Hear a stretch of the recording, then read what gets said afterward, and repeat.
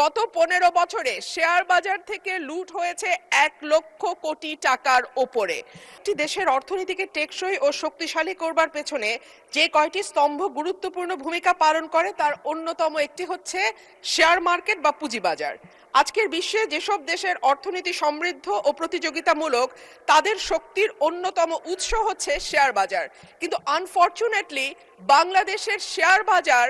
96 সালে একবার এবং 2010 সালে একবার ভয়াবহ রকম পতনের শিকার হয় এবং সাধারণ ছোট বিনিয়োগকারী যারা শেয়ার বাজারে বিনিয়োগ করেছেন তারা ভয়াবহ রকম লসের শিকার হন এবং দেখা গেছে যে শ্বেতপত্রটি প্রকাশিত হয়েছে সেটি বলছে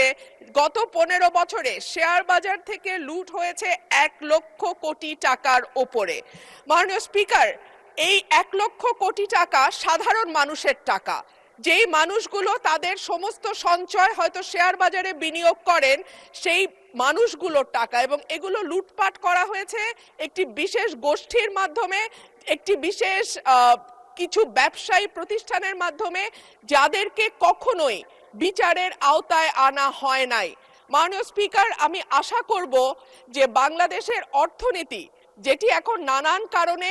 সমস্যার মুখে আছে, আমদানি রপ্তানির অবস্থা ভালো নয়, পুঁজিবাজারের উপর মানুষের আস্থা নাই, এই সার্বিক পরিস্থিতিতে আমি আশা করব যে মাননীয় অর্থমন্ত্রী বাংলাদেশের শেয়ার বাজার লুটপাটের সঙ্গে যারা জড়িত তাদেরকে যেমন জবাবদিহিতার আওতায় আনবেন, একইভাবে Bangladesh security and exchange commission যেটা নিয়ন্ত্রক সংস্থা হিসেবে পরিচিত সেই সংস্থাটিতেও দক্ষ এবং যোগ্য মানুষদের সম্মিলন ঘটিয়ে বাংলাদেশের শেয়ার বাজারকে আবারও একটি আস্থার জায়গায় নিয়ে যাবেন।